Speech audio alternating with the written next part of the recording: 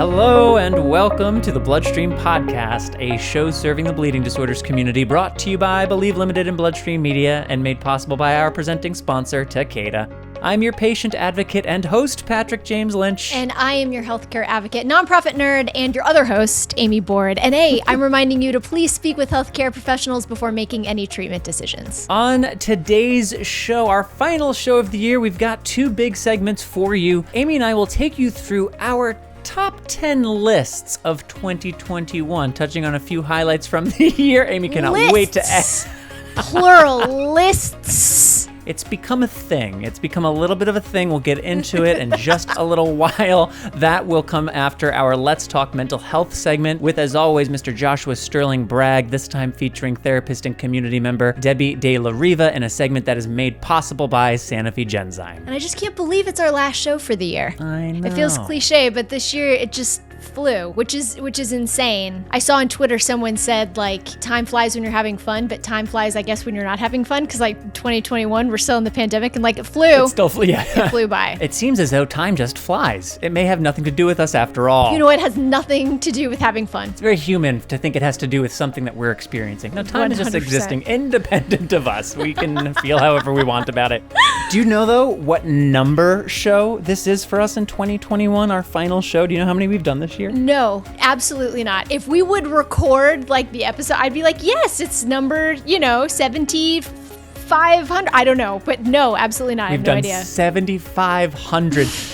No, not quite that many. That would be a little ridiculous. But definitely well more than our baseline every other week that we're going for. Right. This is our 53rd show of the year. That's more than one a week. 53 shows in 2021. You know, the number's high because we did Bleeding Disorders Awareness Month, isn't it? You guys remember Correct. that? We did an episode a day. Those episodes are phenomenal. An episode a day. Go back and re-listen. Yeah, and there's a lot of baby episodes. There's some that are a little bit longer, but there's a bunch that are baby episodes and quite timeless. So 53 episodes. 53. So if you're listening now, there's plenty from this year that you can catch up on if you need some additional listens over the course of the holidays. That's crazy. Yeah, 53, Bordeaux. Wild, right? That's crazy. Hey, BloodStream listeners, Patrick and I are so grateful for you, for your trust and for your time, also for your engagement. We want to thank you for being part of the BloodStream podcast world. Subscribe to BloodStream if you haven't already, and we'll be providing an overview of BloodStream 2022. So as always, if there are topics or guests you'd like to hear more on BloodStream in the new year, just let us know. Hey, at mailbag@bloodstreammedia.com, or reach out to either BloodStream Media, Patrick, or myself on Facebook, Instagram, Twitter, and even LinkedIn. Even LinkedIn. I will respond on LinkedIn because 2022 is going to be the year of Amy and LinkedIn. You all have experienced the journey right along with me, and I'm just so glad we could be a part of it together. January 14th, we'll be back. We have some great guests lined up for that, but we will also provide you with that overview for the year. And we want to hear the stuff that you want to hear about, so mailbag@bloodstreammedia.com or send Amy a message on LinkedIn. I also have to give a big thank you to BloodStream Podcast's presenting sponsor, Takeda, without whom this little program would not even be possible. Yes, Takeda. Takeda's got this website, bleedingdisorders.com, where you can learn all about Takeda's resources for and commitment to the bleeding disorders community. Takeda believes in a world free of bleeds, which I support, and they are dedicated more than ever in their efforts to offer a wide range of programs and support to help patients throughout their treatment journey, wherever on that journey they may be. You can learn more by simply visiting bleedingdisorders.com. One more time, that's bleedingdisorders.com. And for their founding and ongoing support of the BloodStream podcast, I would just like to say thanks, Takeda. Hey, PJL, before we get into Let's Talk, speaking of mental health projects, yes, I think we would be remiss if we could not announce this. This actually was announced today, the day that we're recording this podcast. By the time this podcast will come out, it'll be in the world for a couple weeks. But there was an article in Deadline about sometimes I think about dying, and I would love for you to tell us a little bit and remind listeners because they do know about this project. Yeah, so sometimes I think about dying. It started as a short film based on a play that Ryan Gielen, the co-founder of Believe, my partner here, our colleague, his wife, Katie Wright-Mead, who has worked with us on many things across the years, she was one of a few people involved in this play back in New York, and then led the charge to adapt that play screenplay into a short film called Sometimes I Think About Dying that she also starred in, produced, co-wrote, and starred in. And that film premiered at the Sundance Film Festival. You heard us talk about it then. It was shortlisted for the Academy Awards last year, which is bonkers. All of that attention and accolade led to it becoming a feature film that is being produced by and starring Daisy Ridley. They just wrapped production in Oregon, and so they made the announcement, as Amy said on Deadline just last week, that production has wrapped, and this will be a feature film coming out into the world based again on this play called Killers that Katie and co were a part of back in New York years and years and years ago. And it's just an awesome moment. I'm so happy for her and proud of her and the team, and to have been able to watch all these iterations of it's just like, what a journey. Congratulations. Yeah. But yeah, like, how could we not mention that? We've talked about the project here before, and it's now just hit this incredible high watermark. So yeah, congrats Very to cool. Sit Dad. Very cool. And of course, Katie Wright Mead co-wrote the screenplay, the feature screenplay. So yes, so she did. Excited for her. Her text to me today said she's flying high. Good, as she should be. That's amazing work. And she's such a wonderful soul. She deserves it more than anybody.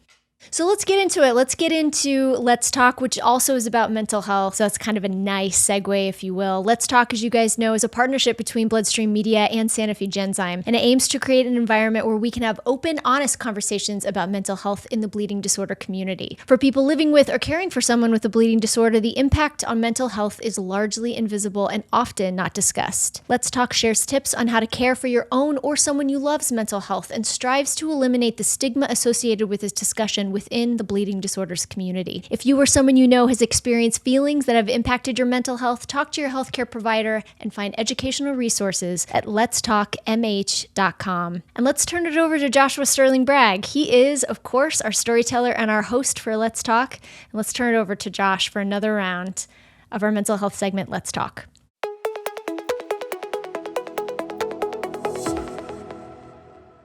My therapist got a new job. She was my first therapist and was a really good fit for what I'm going through this year.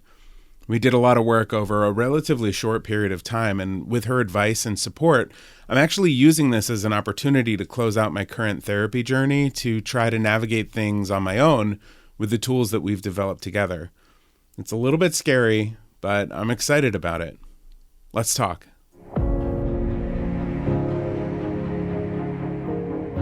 In Orlando, 2018. This is just a little story about something that happened there. And it was a session that the geezer track that Randy Curtis has put together. I said to Randy and to the doctor who was on the panel, let's get off the dais and out from behind the lectern and the microphone and just sit in a circle with these geezer guys and just talk. This is Dana Francis speaking from our Let's Talk Mental Health documentary. Instead of me talking to them about what I thought the psychosocial issues were at their age, I said, tell me what you guys think it is. What are the issues you're dealing with? What kind of support do you need? And this is the big moment in the hemophilia world. Almost half of those guys in the circle use the D word, depression. You don't hear men talk about being depressed or having depression. And I thought, something's changing here. I just had this sense that people were like, the heck with it. I'm tired of wearing the mask. Let's just put our cards on the table here and talk about what's going on. I say it at the end of every episode.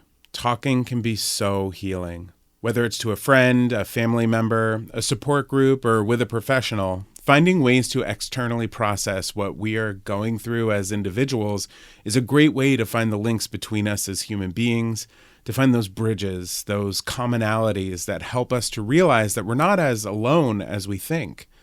Our life experience, while deeply personal, isn't so unique that no one could possibly understand. My therapist said time and time again that one of the gifts of being in her position was hearing so many people express thoughts of self-doubt, imposter syndrome, of feeling like everyone in the room is older and wiser than them, of feeling alone or uninspired or lacking motivation to exercise, that these things we are struggling with personally and maybe are feeling like we're failing at actually aren't weaknesses in ourselves, but a surprisingly common feeling among all of us. We get so caught up in the desire to project perfection that we don't feel that we can allow ourselves to admit that being perfect is not only wildly difficult, it's impossible. Speaking of my therapist, I wanted to share a little bit about how we came to this decision to close out as opposed to moving on to a new therapist and what that will look like for me. The reason I got into therapy in the first place was because I noticed that I hadn't smiled, genuinely laughed, or even felt like myself in a long while. I was viewing every day as a failure and was so focused on productivity that I wasn't allowing myself to really live in the moment, to exist even, to enjoy anything or even relax. I showed up to every session ready to work, ready to be curious and explore where these thoughts were coming from and how to look at them from a different perspective. I took that curiosity with me throughout the week too, and as we identified some tools and techniques, some alternate thinking routes, that's where the growth started to take place. Eventually, I was coming to sessions where my therapist wasn't talking much at all. I was able to identify my feelings, experience them, and create a path forward for myself. In working out how to do this with my therapist, I also learned how to talk about these things with my friends and my wife in a way that wasn't overwhelming or putting too much pressure on anyone. I learned to share my feelings and to create a safe space to hear others' feelings without either of us taking on too much weight or feeling trapped. Therapy gave me the tools to do this, and that word tools is really perfect. I mean, imagine your life as a building, and when you start out, you're just mixing cement powder with water. You need a few tools to make that easier, but you could just do it with a shovel. It's relatively simple. But as life goes on and you want support beams and staircases and windows and eventually nice embellishments like wood paneling and molding and light fixtures, you can't build all that with just a shovel. You need a hammer and nails and a drill and a ladder and all sorts of things. With each new challenge, with each new flourish, you have to figure out what the best tool is to make that task accomplishable. Our lives are constantly changing, and when we get to things we haven't navigated before, like experiencing a traumatic event, turning 40, losing a job, or just slowly over time losing sight of our happiness, we need to go searching for the correct tool to use to navigate that next big task. But once you have that tool and practice using it enough to remember it for next time, well then, you know, every time you come across a screw that needs fixing, you should just grab your powered screw gun and get to work. But hey, look, I'm just a guy who's navigating his life story. A few weeks ago, I was lucky enough to talk to Debbie De La Riva about this exact topic, and here's what she had to say as a licensed professional counselor. Yeah, well, first of all, if you have a good therapist, once they develop that trust and that rapport, what they're trying to do is impart the skills and the concepts onto you. So almost you can become your own therapist. You can catch yourself when you're into these thoughts or these behaviors of isolation. And one of the first things I do is I try to stress the importance of just because you're having a hard time again, it doesn't mean that you're depressed. It doesn't mean that none of this worked and that you're just a square one. Just really trying to help them realize that. Mm-hmm. Because that's what happens a lot, Josh. People go through therapy, they've got a good grip on their anxiety and their self-esteem, and then one toxic relationship comes in and they're doubting themselves all over again. So just encouraging people not to label themselves as sick, defective, depressed. Again, it's just part of the ebb and flow. But how do you know when it's time to kind of go back? And it really has to do with how much control you really feel like you have over your thoughts, your feelings, and your behavior. If you feel like your mind has a mind of its own, you should reach out to a blood brother as opposed to take a couple of more drinks. I mean, when you lose that control to change your behavior, that's one thing. And also how's it affect your function? Is your mental state now affecting your relationships, your ability to be in your own life? That's when you know to go back. It seems fitting that I'm wrapping up my current therapy journey while wrapping up the end of the year. There's a lot to reflect upon, a lot to take with me moving forward, and I think the most important one to remember is that I didn't fix anything. I learned to navigate my current life experience in a way that keeps me curious, keeps me positive, and allows me some space to just be me, whether that's in work mode or relaxation mode or whatever I want to be doing. And just because I'm ending my therapy session for now doesn't mean I won't need them in the future. There is bound to be a time where my house of Josh needs some kind of neat upgrade, or there's some wall that I need to knock down, and I may need help identifying the right tool to work on that. Thank you, Debbie, and thank you, Amy and Patrick, for giving me the space to talk about this stuff. And thank you for listening. I hope you found it helpful and encouraging. Talking can be so healing. If you want access to some incredible mental health resources, you want to explore the film on your own, or you just want to dig deeper yourself, please go check out letstalkmh.com and click resources. Happy holidays, happy new year, and happy journey. Stay curious. Thank you, Josh, and thank you, Debbie, for contributing to that segment. And thank you to Sanofi Genzyme for once again making the Let's Talk segment possible. LetsTalkMH.com for more. Amy, I want us to move into our top 10 lists. We've got a lot to talk about, but before we put the Let's Talk segment to bed, I just want to thank Josh again for his personal vulnerability and commitment to that segment and helping people feel a little bit more at ease with wherever on their mental health journey they may be by being so transparent with his own. And as he notes, he's in a transition where he's no longer going to be seeing this therapist. That's meant a lot to him, but is responsibly taking stock of what are the tools that he has learned and what are the takeaways that he can carry into his life, and doesn't necessarily need that, that hour with that person that's no longer available in order to move himself forward. So I think that's an important transitions in how we take care of ourselves. And we talk plenty and have about what it means to start a therapeutic regimen, but what does it mean to end one or to transition away from a certain thing? So I appreciate Josh letting us in on that part of his journey. He is the man. And if you like these segments, on the BloodStream podcast webpage of the BloodStream Media site, you go to the BloodStream podcast page and you'll see the big Let's Talk banner. You click that and all of these segments from Josh from across the year are listed there in video format because he does record them in these beautiful videos. So if you want to listen to all or watch all of those Let's Talk segments, go to the BloodStream Media website, check out the BloodStream podcast page, and click Let's Talk. All right, Amy Board. So, top 10 lists. So Amy and I were looking for a way that we could do an overview of the year and have something that felt a little personal, but still had some relevance to the community. And top 10 lists are like a thing. And I was like, Amy, what if we did like the top 10 lists? And she was like, okay. And I was like, yeah, we could have all these things. And I'm thinking about it. I'm like, what are we going to just like say 100 things very quickly? Like, what am I asking to do? So Amy, safe to say, we went in slightly different directions with this assignment? Yeah. I mean, everyone has their own interpretation of assignments. I mean, we've all been, we've been at school, right, and like teachers don't agree with that per se, but we've all been students and we all can agree that like, what does that word mean? Assignment, objective, no one knows. There's no clarity. List. Some people hear list and they think, oh, I should put numerous things down in a row, maybe with a hash mark or a bullet in front of it. And I hear list and I think, oh, that maybe a headline and a suggestion for what a list could look like. So what Amy and I ultimately have to present is some hodgepodge of lists of top 10 things that we'd like to share. Right. As well as names of lists that don't exist but should for reasons that we'll get into later. Amazing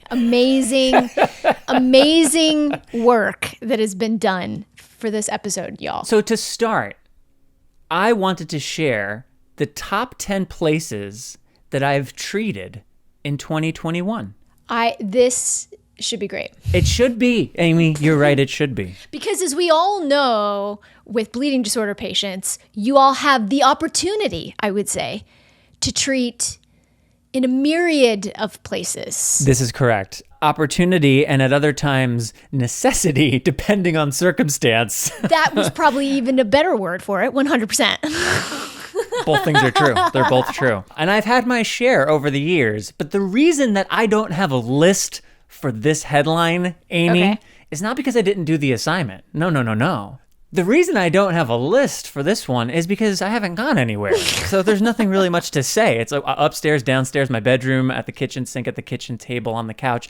There's half the list. Like, it's not an interesting list. It exists, but who cares? So top 10 places I've treated in 2021. Historically, that would have been like 2020, 2019, 28. Great lists would be wonderful lists. Right now, the list doesn't exist because it's too poor. So that's why there's no list. What a great comparable list, though. You know, like back in 2017 or 2018, you could have like really cool ones, like Kathmandu and, in a monkey farm in Bali and, in like this random airport, like very cool things. And then this year it's like on November 22nd, dining room table. It was in the morning. April 1st, there's like not a lot. Back patio. Like a lot. Like, it would have been great. May 19th, Dear Diary, are you sitting down? Today I was on the workout bench in the garage when I treated. Wow, I'm a rebel. Yep, that's it. So, all right. So our first of the 5 lists that we'll be sharing, top 10 places I've treated in 2021. My house is basically the answer to that one. So now, Amy, you had a different take. And so for our second list, I think there's a little bit more meat on the bone, shall we say? If you will. I mean, I don't want to like argue with you, but I would argue that I did the assignment. Okay, you could, hypothetically, you could argue that.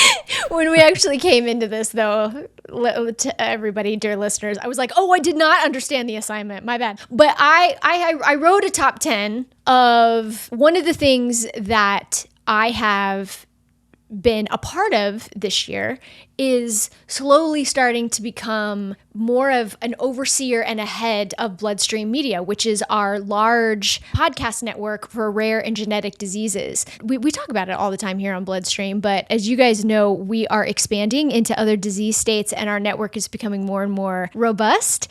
And I wrote a top 10 list of my favorite episodes on the BloodStream Media network this year. And it was like down to the wire. It was very hard to come up with top 10. We have such great I'm so glad you did. I didn't want to do that because I thought it would be too hard. So I'm glad you did.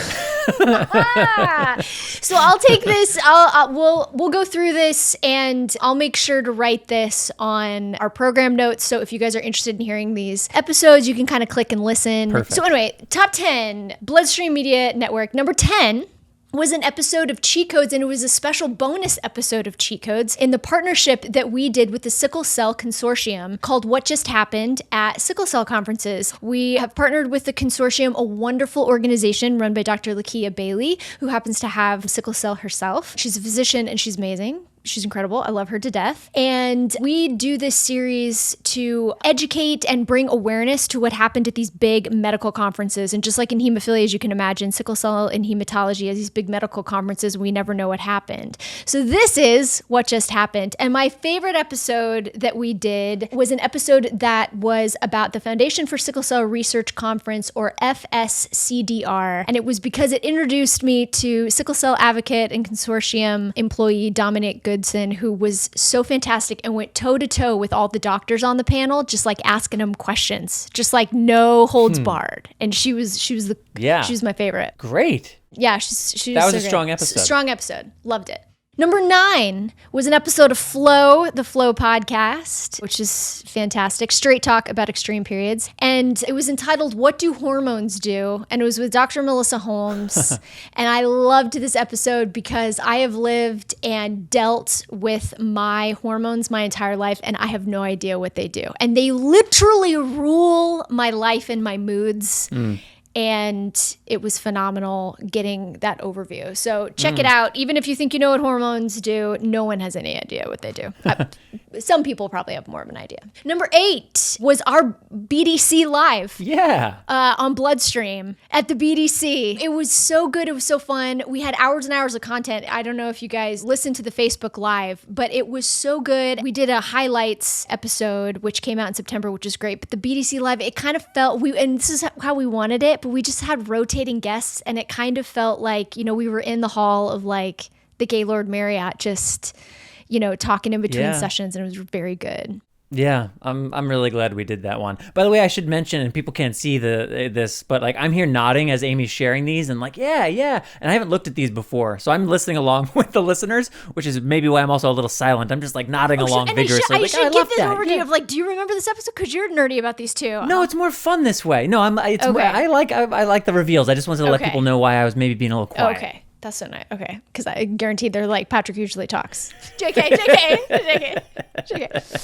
Okay. Number 7, another episode of Cheat Codes. Love Cheat Codes. Love the Sickle Cell Warrior community. This one was with Santonio Holmes. Yes. Super Bowl champion, Santonio Holmes. He started a nonprofit foundation called Third and Long, which, by the way, is the best foundation name of all time. And it blows my mind that no one has done it before. Yeah. Hats off to Mr. Holmes. Antonio is a sickle cell trait carrier, and his son has been diagnosed with sickle cell, and he started this organization and talked to Dr. Z and Dr. C about his work, and it was really cool and very emotional, and I really loved that episode. That's a cool episode too. Martenzie Johnson, I think off the top of my head, is the name of the sports writer who's also on that one. Yes. And so in addition to Dr. Z asking questions of Santonio, Martenzie, coming from a sports background and a journalistic background, he gets in there as well. And he did this big story on sickle cell in sports. So it's a really well-informed conversation, very unique for Cheat Codes or really any of our shows to have this incredible sports journalist and Super Bowl MVP present. So yeah, great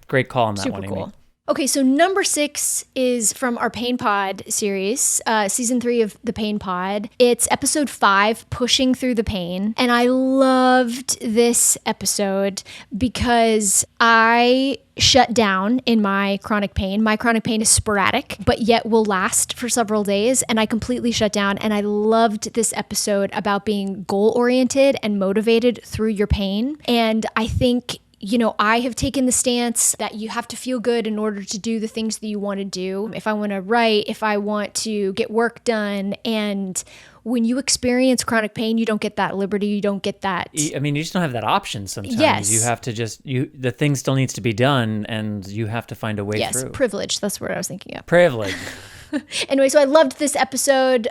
Director Mel Forrest was wonderful in putting that together. Such a good episode and such a great season of the Pain Pod. So check that out. That one too also I think does a nice job of making clear how certain environments like a competitive collegiate athletic environment, the military, there are overt and implicit forces pushing one away from like really being in touch with your pain and discomfort and making sure, is this something I should push through? Or, you know, so there's that piece of it too, which to your point, I think Mel did a really nice job threading that needle in that episode. Correct. Totally. Totes. Good list, Amy. Woohoo! Good list. Number 5, right in the middle. Once Upon a Gene, our beloved Effie Parks. Once Upon a Gene. Let me tell you, if you have not listened to an episode of Once Upon a Gene, if you're a caregiver and you have not listened to an episode of Once Upon a Gene, you're doing yourself a disservice. Effie is wonderful. Her podcast is, she has a son who has a very ultra rare genetic condition. And Effie's podcast is not necessarily about the condition. It's about parenting a medically challenged child. And so I would highly recommend you introduce yourself to Effie and her work and her storytelling. She's wonderful. My favorite episode that she did last year was episode 103. She had a benchmark of 100 episodes last year. It was just so phenomenal. But it was how we can balance and understand the unique struggles that we face with caregiver fatigue, compassion fatigue, and decision fatigue with a counselor. Oof. And I get like goosebumps. It was so good, and she is just empathetic and warm and real and authentic, and she is just marvelous. So check out that episode of Once Upon a Gene. I loved it. Cool. I have not heard that one, so I will have to check that one out. She's great. Number 4, you lived through. It's your life. It was Vivian's birth story. Number 4 is Vivian's birth story. And you and Natalie. Most listened to of the year, I will say. I did notice that in the thing, which, you know, whatever, for whatever that means. Yeah. I mean, I think, it was a decision, obviously. Like, I remember, the three of us, kind of contemplating, and it was very important for you guys to tell that story. I think you are so beloved in our community, and we were so with you. But I think even more is kind of eliminating the stigma of, just uncomplicated births, and that everything should be fine and rosy, and sometimes it's not, and there's some work to be done on the onset of something like that. So we were so grateful to you, and we're so happy that Vivian is here and that Natalie is here with us too. Yeah, me too. And and she's currently on call as a doula, doing her work now for other women preparing for their births, and in this case, a first birth. And actually, I think today, again, the day we're recording this, is the same day, 40 weeks, 5 days, that Vivian was born. I think the person that Natalie's currently on standby for is in the same spot. So yeah, very glad that by the end of this year, Vivian's as healthy as she is, Natalie's as healthy as she is, and she's back to doing the work as a doula. Yeah. And I'm glad we did that. I'm glad we did that episode. I think it was important. Me too. Okay, the top three. Oh my goodness, we're already there. Bronze, silver, top three, gold. Baby, top three. All right, drum roll, please. Number 3, my favorite episode of Flow. It was like hands down my favorite episode of Flow was Men and Menstruation. Oh, God. We had dudes come on and they talked about menstruation. And everybody was like nervous and wonderful and charming and honest. And I'm it was sweating now. like, I know. You just mentioned it and I was like, oh, what's number 2? If y'all have not listened to that episode, men and women, please give it a listen. Especially men that are listening. We know the women and the menstruators in your life could feel a little isolated just in this thing that happens every month. It's a health thing. And we have been, it's just been kind of beaten into us almost in a way, just in terms of how we talk about it. And we're trying to break that mold.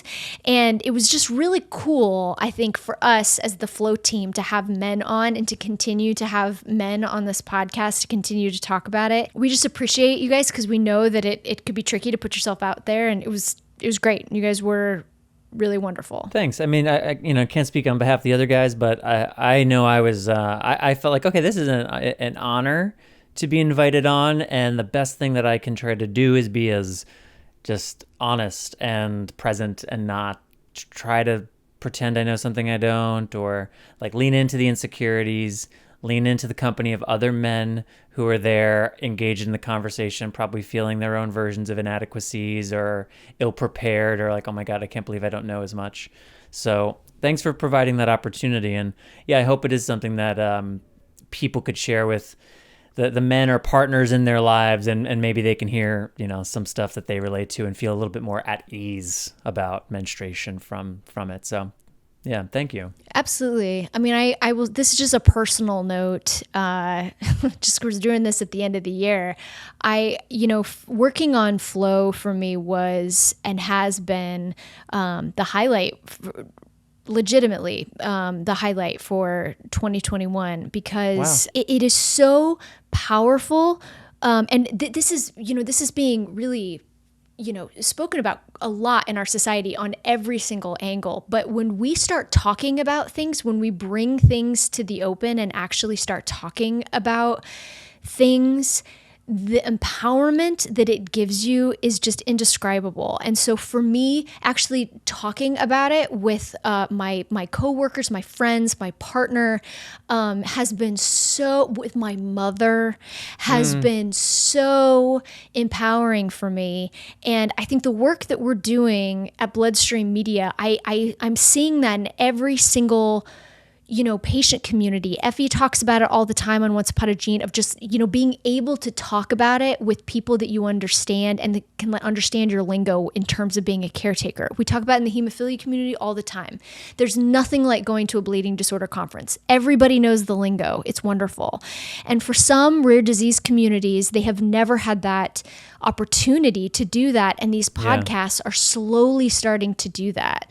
And so I'm just thrilled with the work that we're doing. And for me personally, I think Flow has been just wonderful. And so if you menstruate, if you'd like to kind of, have a discussion about that or just learn a little bit more, feel free to, pop in and join the community, and we'd love to hear from you. Hear, hear. Congrats on Flow. It's such a great program, and you and Jessica Christie did an amazing job this year. So thank you, and I'm excited for where it's going next year. I feel like 2022 Flow could have some real some real high inflection point moments. I do too. And we're going to announce a new co-host for Flow for season 2. Ooh. Don't worry, Christy isn't going away. Christy and Christy's tips, she'll come back and join us and bug us. We'll never allow Christy to fully leave. But yeah, we've got a new co-host. It's going to be pretty great. Fantastic. You'll hear more about that January 14th. Oh, number two. The runner-up. So good. Nothing will compare to the Howlin' Rays episode of Bloodstream. Nothing. Oh, is that a good thing or a bad thing? I don't know. But y'all, we had a whole outline planned that day, and Patrick ordered Howlin' Ray's chicken, which is the hot chicken place here in LA. And he ordered the Howlin' Ray's. Wait, what is it? The Howlin' Ray? There's Howlin'. Yeah, which is whatever their 8 or 9th of 8 or 9 levels of heat is. I was like, that one, I like spicy. That was a mistake. Howlin'. Changed my day. Oh my God. And it was, and I laughed. I don't think I've laughed as hard as I laughed that day. And he was in pain. I was laughing at him in pain. It was so funny. Anyway, and so we had all these things we were going to talk about. And literally, you were just standing in my office and you had paper towels on your tongue. Oh my God, it was so funny. It was so funny. And we had this whole thing planned for you guys. We had a whole podcast and we just told that story. And it was, anyway, if you have not listened to the Howlin' Rays episode, do yourself a favor. It is chef's kiss. And I think I said this subsequently. Natalie didn't believe me by the time I came home, and I still and I got her sandwich because I didn't want her to feel left out. And so then she had to try it, and then she went through the whole thing at home. So it was just the two of us just poisoned ourselves. It was forever captured. Forever captured. Oh my God, it was the funniest thing. It was the funniest thing of all time. Howlin' Rays. So great. And the number one episode of this year, that I loved, that I can't wait for all of y'all to listen to, is our Bloodstream episode, is our recent Bloodstream episode on diversity, equity, and inclusion with Dr. Connie Montgomery and our very own Bloodstream contributor, Alexa Abreu. I loved this episode, and I love these women, these warm, inclusive, wonderful, authentic, direct women. And it was such a phenomenal conversation. And I just think it goes to show how important podcasting is, in the way that we're never going to change the world with one podcast, for heaven's sakes, but it is a chance and an opportunity to listen and to maybe empathize with a point of view that you've never heard before. And I loved this episode. I feel like Connie is going to be a future contributor. She's now going to be a part of our network. And of course, Alex and the work that she has done. I am so proud of her, just woman to woman. I am just so proud of how she's handled herself this year, being placed in the spotlight a little bit in terms of the bleeding disorder world in this new conversation of diversity and inclusion. And I think she has stepped up to the plate, and she is an eloquent, direct, wonderful, authentic speaker. And I am just so proud of her. And I loved that podcast. Wow. Hands off, ladies. Woo! Nice. Okay. I love the recent episode being up at the top of that list, too. That's just, there's something about that feels real good. We'll co-sign everything that you said. I do think we'll hear more from Connie through Bloodstream next year. We'll certainly hear more from Alex. And Alex made a comment about the way in which we hold space for certain conversations. And it's not about driving an agenda or hitting all of these objectives or making it's about creating and holding the space. And I think that that really stuck with me because I can be very objective driven and want to make sure we get to things. And so it was helpful for me to hear her feedback. And I'd like to think we'll continue to do that, holding the space. Yeah. So what a top 10 list, Amy Board. Good work. And thank you for organizing, as you said, like the program notes. If you want to click directly to link to any of those episodes, they'll be there for you. Here's the good news. This next top 10 list will take about 13 seconds to share with you because once again, it's not a list. It's a headline for a list that doesn't exist, but maybe should. And it is the top 10 therapies. Because we all know how much work is being done in pipelines and in clinical trials, preclinical studies. They got mice and sheep that have things. Top 10 therapies no one is working on, but should be. Now that's a list. That is would be a list fun for someone to put together. I have not put it together, but if you were looking for a fun top 10 list to sink some time into and maybe entertain some dinner guests, the top 10 therapies no one is working on but should be. Just make sure your dinner guests are kind of nerdy about healthcare and stuff, or else that will just be a very painful few minutes. But if they're like Amy and I, they'll probably find some amusement out of that. So that one's for you to take home and work on your own time. The top 10 therapies no one's working on but should be. Amy Board? Amazing.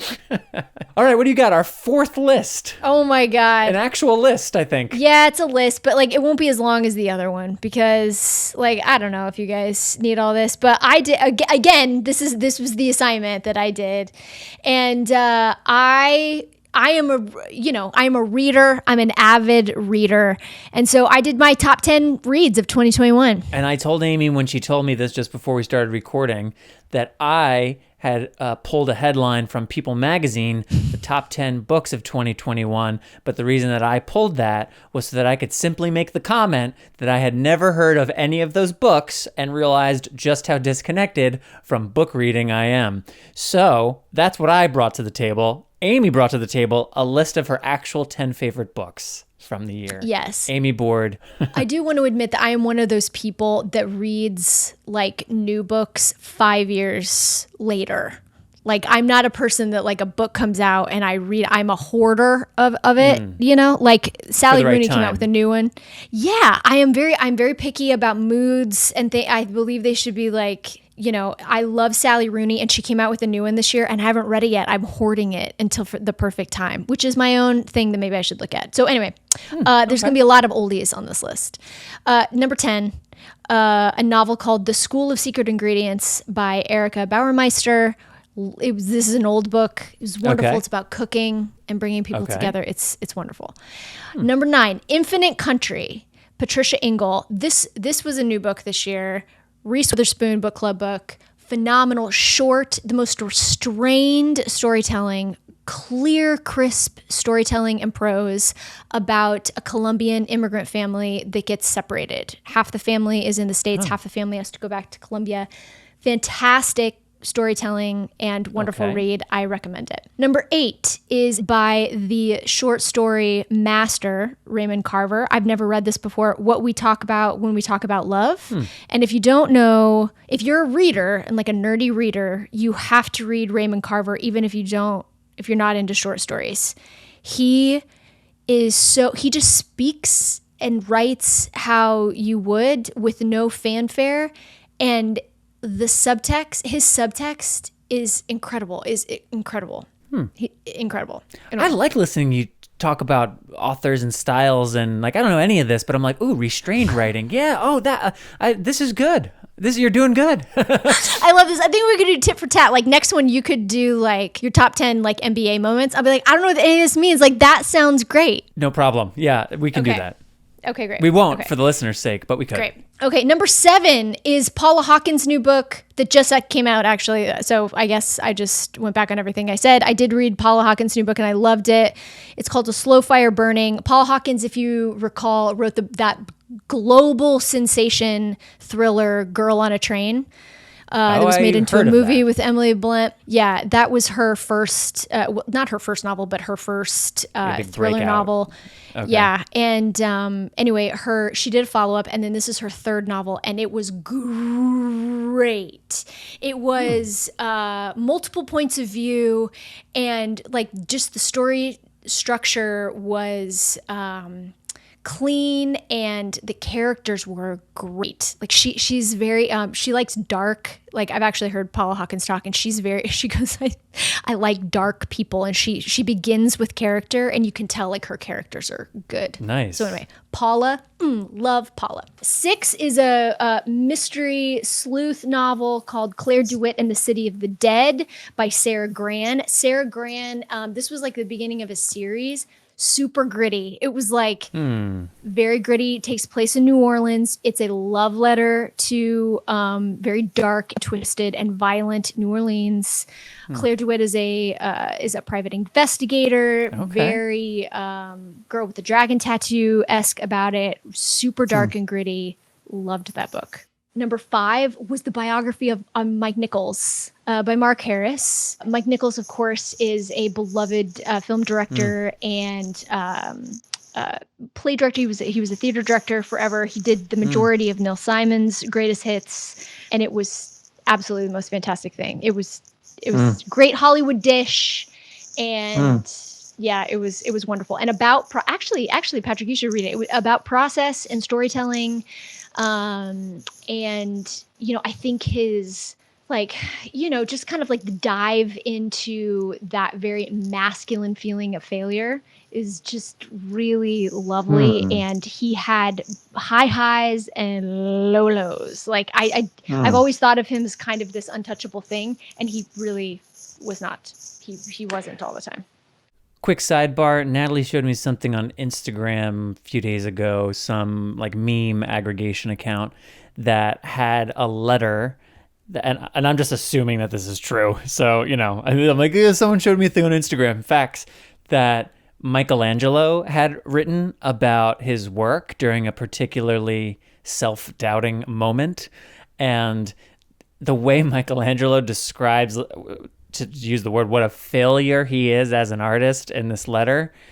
He describes this one like tiny muscle it's just ridiculous to me, but for him, it just goes to show that even sometimes the product, as strong and as wonderful and whatever as it may be, it doesn't mean the process of getting it there, in particular for the chief architect, was not without tumult. So that's what you just reminded me of in sharing about Mike Nichols. It's interesting. If you Google it, it's probably findable. Like Michelangelo, letter, self-doubt.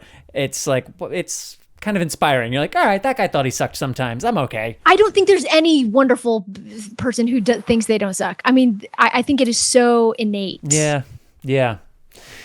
Cool. All right. I'm glad you mentioned that one. That's a goodie. Mike Nichols. Love Mike Nichols, by the way. Angels in America. Angels in America. That's what I always go to. Number 4. Number 4 is Olive Kitteridge, which was the Pulitzer Prize winning novel like 10 years ago. And the author is a glorious woman. Her name is Elizabeth Strout, and she came out with a new book this year, and haven't read it because I read Olive Kitteridge, which came out like a decade ago. But it's glorious. Each chapter were like, it took place in a very small town, so it was all interlaced, but each chapter was a short story of different people that this one main character, Olive Kitteridge, just kind of interlaced different relationships between people in this town. Anyway, the language is so, like, every time you pick up an Elizabeth Strout book, you're like, oh, Elizabeth Strout wrote this. I mean, she has a voice like Nora Ephron. She has such a distinct voice. But it's the first time I read Olive Kitteridge, and I was very inspired. I love her. Number 3 was, I've had on my bookshelf for years, and I finally read it, is a collection of essays by a young student from Yale who passed away the night before her college graduation. Her name is Marina Keenan. And the book is called The Opposite of Loneliness, and her parents put this essay of work together with her writing professors. And it was a collection of essays, and it's also a collection of fiction that she did in college. She wrote this essay that went viral, The Opposite of Loneliness, when she was at Yale. And her essays are great, but her fiction was absolutely out of hand, and she would have been incredible. And she would have been like Lena Dunham, millennial voice. She was like, I get goosebumps just thinking about it. I was jealous of her prose, actually. She was just marvelous. Anyway, I loved that book. Please check it out if you're a fan of that type of stuff. She's fantastic, and it's heartbreaking that she's not with us anymore. When that book came out years ago. Well, hey, I'm happy to know about it now. Yeah. Number 2 was a book on Obama's list last year because me and Obama, we kick it. Long Bright River by Liz Moore, crime novel, like a literary crime novel about 2 sisters, one cop on a Baltimore beat and the other is a junkie, and how their lives intersect. And it was like a very good book that you wish you would have written. Like, it was just very good. Very good. And then number 1 is a classic that I've never read that I will probably now read, I think, annually, which is bizarre because it's very, it's heavy. I read it twice this year because I'm psycho. The Collector by John Fowles. And it's a very heavy subject. It's about 2 characters. One, a man in his 30s, actually kidnaps this young girl that he's been obsessed with forever. And he's a collector of butterflies. And slowly you kind of get this, like, you know, he's just never been accepted into society. And it's from this first part of the book is from his point of view. And they're 2 opposite, you know, he so believes in what he's doing is right, actually, that she will understand someday, that she will want to live with him and like create this life with him. He just needs to hold her here until she like figures it out. And she is this young art student, liberal, you know, really in the heart of like becoming a young creative who thinks obviously just like so outward, doesn't think anything inward. So just very opposite of him. And the second half of the book is her journal. So it's like from her point of view. So it's like, it's heavy. Oh my gosh, he wrote it in like 4 weeks. It was his first novel, and it's so clean. It's just clean. The voice of him in particular, and actually her in particular, I very much, you know, she's not a likable character, and I just loved her because that's what I was like when I was 25. Wow. Amy, I feel like I just learned a lot about you, and I want to hear you talk about books more often. Hey, we're not anywhere near bleeding disorder stuff at this point in the show, but we're on the very tail end of the 53rd episode of the year, so we don't have to be on subject at this point, all right? We did all that already. But I guess the thing that this like makes me want to ask you, real quick. Okay, final list. Top 10 discoveries that I've made since becoming a vegetarian. Sugar and carbs aren't vegetables. Nutrition is part of self-care, and eating with restrictions is more complicated, but not really that big of a deal. So that's not exactly 10 things, but that is my final list, the top 10 discoveries that I've made since becoming a vegetarian, kind of only 3 things, but those are our lists. I want to go back to the books though, Amy, because I want to actually give you a chance to tell us a little bit about your writing before we bring this to a close. Because I remember at the beginning of this year, your commitment to writing and investing in yourself in that way was a priority. And so here we are at the end of the year. You've just told us about all these books that you've read, and you've used some real specific language to describe them. So it seems clear to me like, okay, you're in it, but we haven't actually talked about it that much. So how's your writing going? Thank you for asking. And it has been a wild ride, and I have a first draft. And it's, whoa, yeah. And it's very terrible. Like, I can't begin to tell you how terrible it is. And I'm thrilled. I don't think I've ever been more proud of anything ever. It's a skeleton. Wow. It's a nightmare. But the spine has revealed itself in a way. And I'm taking a month break. You're really supposed to take a month to 6 weeks break, you know, in between first draft and second. I have my book list and just, you know, trying to free write every day, and then we'll start draft 2. We'll start the edit next year. Wow. So it's been great. But I mean, the habit's been formed, which is lovely. I've like figured out how to do it. And, you know, and I will say for everybody listening, you know, it's been a learning lesson for me because I don't have a lot of focus. Like I'm actually not a great, you know, taskmaster in a way. And this project, oddly, it's like adding something that you want to do or whatever.